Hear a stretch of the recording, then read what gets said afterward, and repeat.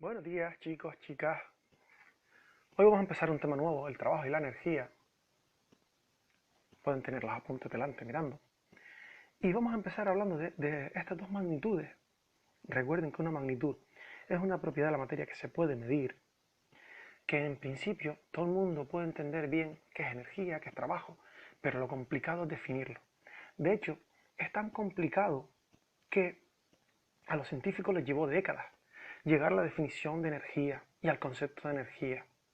Es más, hoy en día entendemos como energía la capacidad que tiene un cuerpo de producir cambios sobre sí mismo o sobre otro cuerpo. Por ejemplo, yo pongo el bolígrafo ahí, está quieto, yo digo que mi cuerpo posee energía porque es capaz de producir un cambio en el rotulador. Simplemente lo ha cambiado de posición o levantarlo.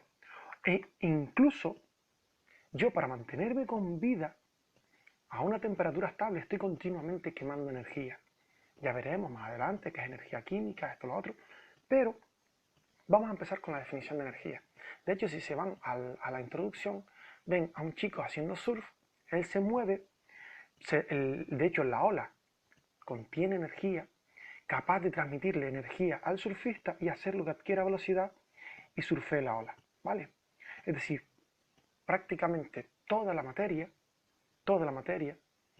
tiene energía. Otra cosa es la capacidad que nosotros tengamos de extraer esa energía. Bien, vamos a definir energía y decimos que un cuerpo posee energía cuando es capaz de producir algún tipo de cambio en sí mismo u otro cuerpo. Bien, ahora vamos a hablar de la unidad de la energía. La unidad de la energía es el julio.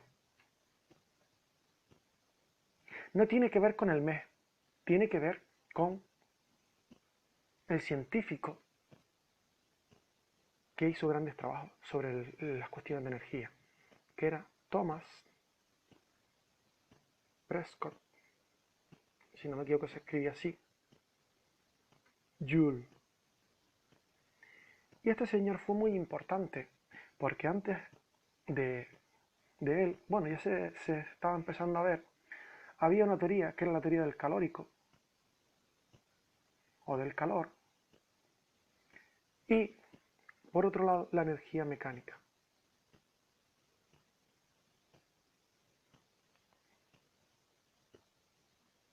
Este señor, este señor consiguió unificarlo diciendo que el calor es un tipo de energía, una energía en tránsito, y entonces produce una de las grandes unificaciones de la física.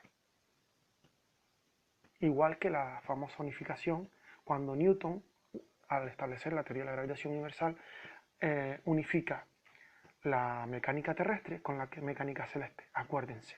Pues esto siempre acaba desembocando en grandes avances en ciencia.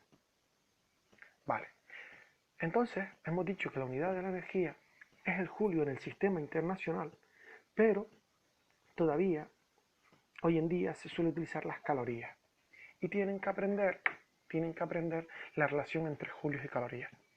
Joule demostró que una caloría equivalía a 4,18 julios. Esto lo hizo con un conjunto de poleas que iban cayendo e iban moviendo el agua. Y al caer es un fenómeno mecánico, físico, gravedad, fuerza, el peso, y producía calor, un aumento de temperatura en agua. Por eso estableció su equivalencia. Bien, si se fijan, un poquito más abajo les habla de los ejemplos. Ya ustedes saben cambiar de unidades, simplemente tienen que aplicar factores de conversión y no lo voy a hacer. Tienen el ejercicio 1 que lo tendrán que hacer para casa, estaba marcado ya desde el otro día, y nos vamos a la segunda parte, a los tipos de energía, porque me interesa, ¿vale? Al principio vamos a hacer muchas definiciones y después ya nos pondremos a hacer operaciones. Bien, tipos de energía. Existe una gran variedad de tipos de energía, como les ponen los apuntes, y decimos, la energía cinética. La vamos a representar así siempre. La energía cinética, vamos a poner aquí una E y una C minúscula, significa energía cinética, y es la energía que tiene un cuerpo por el mero hecho de moverse. Vamos a ver si es verdad. Yo a este cuerpo le doy movimiento y como iba en movimiento fue capaz de mover el otro cuerpo. Entonces los cuerpos en movimiento poseen energía. La llamamos energía cinética. ¿Vale? Energía potencial. La vamos a representar por una E y una P de potencial. Hay muchos tipos, ¿vale? Hay energía potencial gravitatoria, hay energía potencial eléctrica, por eso podemos tener electricidad en las casas, o energía potencial eléctrica. Hay muchos tipos de energía potencial. De hecho, la energía potencial es la energía debida a la posición de un cuerpo. Este cuerpo, simplemente por ponerlo aquí arriba, si yo lo libero, tiene energía, fue capaz de mover un poquito el otro, es decir, transformó su energía potencial en cinética en movimiento y fue capaz de producir un trabajo en otro cuerpo. Lo desplazó, afectó a otro cuerpo. ¿Vale? Se van quedando con los, espero que se estén quedando con los ejemplos de energía y con los conceptos los vayan entendiendo. Bien. Ahora vamos a hablar de energía mecánica. La energía mecánica la vamos a representar por una E y una M. Y decimos que es la energía que posee un cuerpo relacionada con la velocidad y la posición, es decir, es la suma de la energía potencial más la energía cinética que tiene un cuerpo. ¿Vale? Continuamos. Si nos vamos al apartado E, nos habla de energía térmica o calor. Habla de energía térmica o calor. Bien, es aquella energía que se manifiesta cuando se pone en contacto térmico cuerpos a diferente temperatura. Ustedes saben que si yo pongo aquí un vaso de agua caliente, al ratito verán que el vaso dirán, se ha enfriado. Cuidadito, que cuando decimos que se ha enfriado, lo que ha hecho el cuerpo, el vaso de agua, es transmitir su calor al entorno, simplemente porque estaban a una diferencia de temperatura. Si yo pongo las dos manos juntas, si están a la misma temperatura, notaré que el calor que pasa de aquí y para aquí es el mismo, se encuentran a la misma temperatura. No hay una transferencia neta de calor, ¿vale? Sin embargo, yo cojo el bolígrafo, está a más temperatura, lo agarro un ratito y veré, si le pongo un termómetro a mi mano y al bolígrafo, veré que al cabo de un rato los dos se encuentran a la misma temperatura, es decir, ha pasado calor de mi mano, que estaba a mayor temperatura, al bolígrafo. Tengan en cuenta que el calor es una energía en tránsito, ¿vale? De un cuerpo a otro. Eso es muy importante. Bien. Ahora vamos a hablar del otro concepto, que era energía interna. Esto lo habrán visto en segundo, cuando hablamos de los gases. Si recuerdan, las partículas, aunque no las veamos, pueden vibrar, moverse a ciertas velocidades, aunque no las veamos. El aire, saben que está continuamente, las moléculas de aire están continuamente moviéndose. Y esa velocidad o esas vibraciones es lo que llamamos energía interna, ¿vale? Y tiene que ver también con la interacción entre las partículas del cuerpo. Yo tengo un recipiente con un gas, todas las partículas están continuamente moviéndose, chocando entre ellas, chocando contra las paredes del recipiente, y la energía interna sería la energía de todas las partículas del cuerpo. Bien, ahora vamos a hablar de energía química. Esto les suena.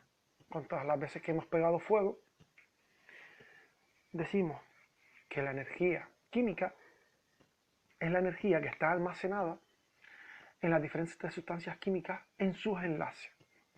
Recuerden que si yo tengo, por ejemplo, hidrógeno y oxígeno, la famosa ecuación del agua, se producía la ecuación química de formación del agua,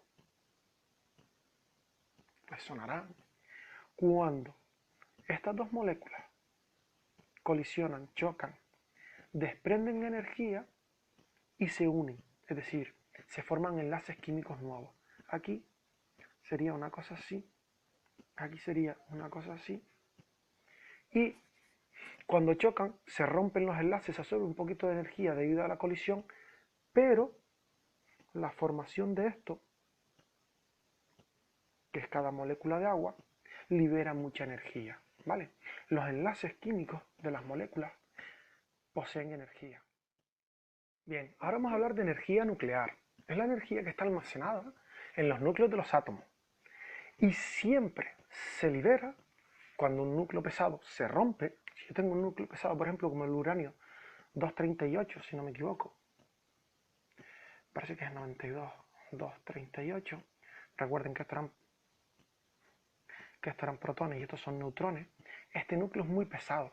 Recuerden que dibujábamos los núcleos con muchas esferitas, no es del todo correcto, pero al romperse y formar átomos más ligeros, con núcleos más ligeros, se desprende energía que había almacenada en el interior del núcleo. Esto sería un caso de fisión nuclear. Si recuerdan, lo vimos el año pasado, en química, cuando empezamos a hablar de los átomos y la tabla periódica.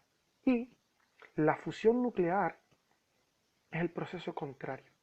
Átomos ligeros, como por ejemplo de hidrógeno, que son dos protones, colisionan, forman átomos. Realmente son más, son 4, pero bueno.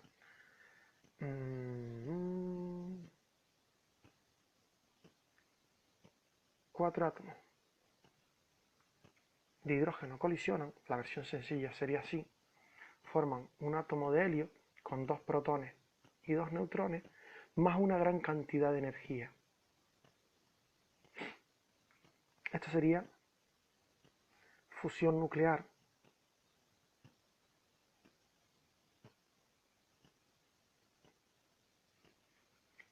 Y corresponde a lo que sucede actualmente en el Sol.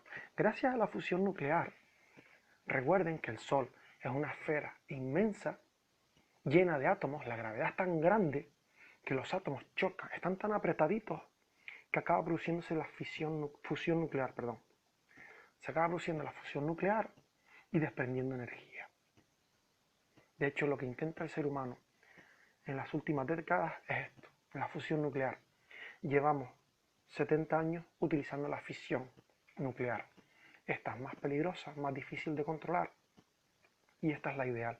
Si consiguiésemos esta, imitaríamos al Sol en caso de accidente, dejaríamos de apretar los átomos y pararía toda la reacción nuclear.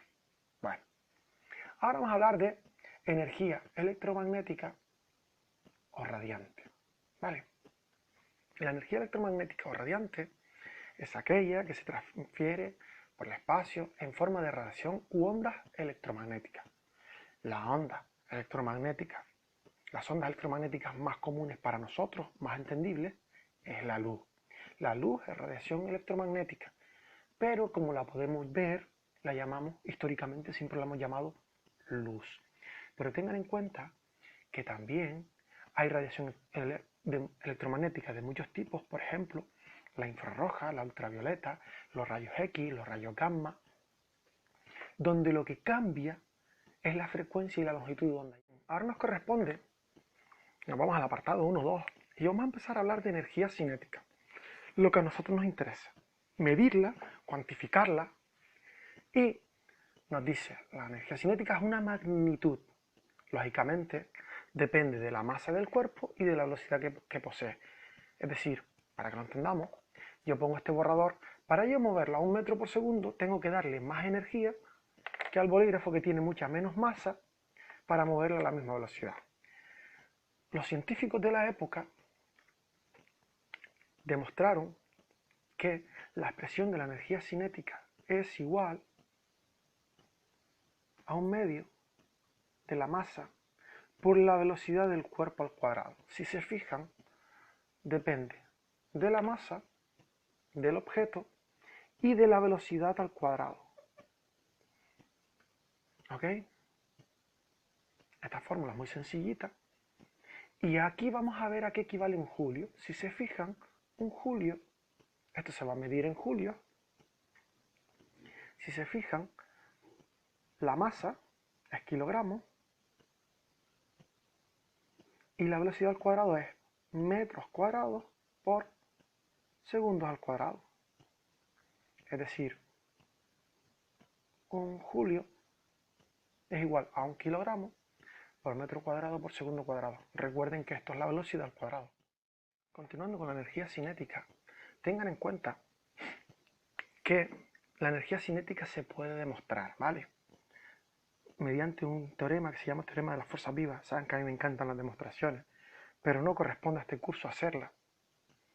Y simplemente vamos a hacer problemas de aplicación. Por ejemplo, si me dan un cuerpo de masa igual 2 kilogramos y velocidad 5 metros por segundo, y me preguntan, oye, ¿qué energía cinética tiene? Tendría el cuerpo que se mueve a una velocidad de 5 metros por segundo y su masa es igual a 2 kilogramos. Simplemente tengo que aplicar la fórmula de la energía cinética. Diría, la energía cinética es la mitad de la masa por la velocidad al cuadrado. Es decir, sería la mitad de 2 kilogramos por 5 metros por segundo al cuadrado. Y esto me va a quedar 2 entre 2, se me van a paseo.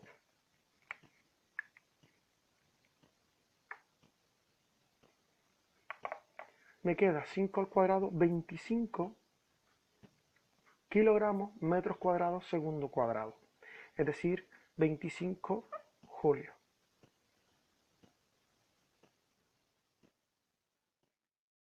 Bien, ahora vamos a hablar de energía potencial, ¿vale? La expresión de la energía potencial gravitatoria en la superficie de la Tierra va a ser igual a la masa del cuerpo por la aceleración de la gravedad y por la altura. ¿Qué significa esto? ¿Qué significa esto? Que a mayor masa, para levantarlo 1 metro, voy a tener que darle más energía. Es lógico, ¿no? Y entre más altura lo levante, también le voy a tener que suministrar más energía. Energía que después me liberará si lo dejamos trabajar, o actuar, o volver a caer. Bien, por ejemplo, para entender cómo hacemos esto, supongamos que tenemos un cuerpo de masa 3 kilogramos y que la altura a la que le elevamos es, por ejemplo, 5 metros. Tendremos que la energía potencial de ese cuerpo a esa altura y con esa masa sería 3 kilogramos por 9,8 metros por segundo al cuadrado. Y recuerden que esto tiene unidades de aceleración por los 5 metros. Si nos fijamos, 3 por 5, 15 por 9,8 sería 15 por 9,8 kilogramos metros cuadrados, metro aquí, metros cuadrados, entre segundo al cuadrado. Fíjense que vuelven a salir las unidades del julio, y esto sería 98 más la mitad de 98 serían 48, 49, 98 más 49 serían, estoy haciendo una multiplicación de cabeza, recuerden, he multiplicado por 10 y después por 5. Julio, estos serían 157 julios. Ahora vamos a hablar de energía potencial elástica. Bien, la energía potencial elástica es aquella energía que tienen los cuerpos elásticos y cuando se deforman, la almacenan. La almacenan de forma que si los liberamos, tiende a recuperar su forma original. Entre más lo deformamos, es decir, entre mayor es la deformación, mayor es la energía que tiene dicho cuerpo elástico. Entre más se deforma, más energía tiene. Bien, vamos a ver cómo es esa expresión. Si se van, bajan en la página 3 un poquito hacia abajo y les dice la energía potencial elástica, la energía almacenada en los cuerpos elásticos al ser deformados. Bien, y la expresión de la energía potencial elástica va a ser igual a un medio por la constante del elástico por la deformación que ha sufrido. Recuerden que delta de x es la deformación que ha sufrido, y si cogemos, esto es x menos x inicial, si cogemos que la posición inicial es 0, podemos escribir la energía potencial elástica un medio de k por x al cuadrado. Fíjense que solo va a depender de las propiedades del elástico o del cuerpo, dependiendo de la elasticidad del cuerpo. Vamos a escribir bien esto. Va a depender de las propiedades elásticas del cuerpo y de cuánto lo hayamos deformado. Por ejemplo, si tenemos un cuerpo que tiene una constante elástica, recuerden que la constante elástica esta es la de la ley de Hooke, de, por ejemplo, 2 newton por metro cuadrado, por metro, perdón, no se me vaya a despistar, y que se deforma 0,5 metros, me va a preguntar, me pueden preguntar, ¿cuánto es la energía potencial elástica? Yo simplemente tengo que aplicar la fórmula y diré, es la mitad de la constante elástica por lo que se ha deformado al cuadrado, es decir, 0,5 metros al cuadrado. Fíjese, 2 entre 2 se me van.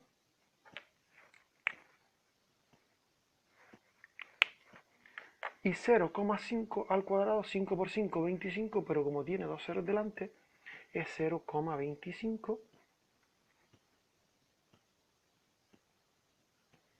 0,25. Y ahora vamos a ver las unidades estas. El newton era kilogramos por aceleración, masa por aceleración. Recuerden que el newton es masa por aceleración. Metros por segundo al cuadrado por metros al cuadrado, que estoy haciendo pero este metro está dividiendo. Este metro es este metro. Entonces, este se va con este y fíjense que me quedan otra vez las unidades de energía.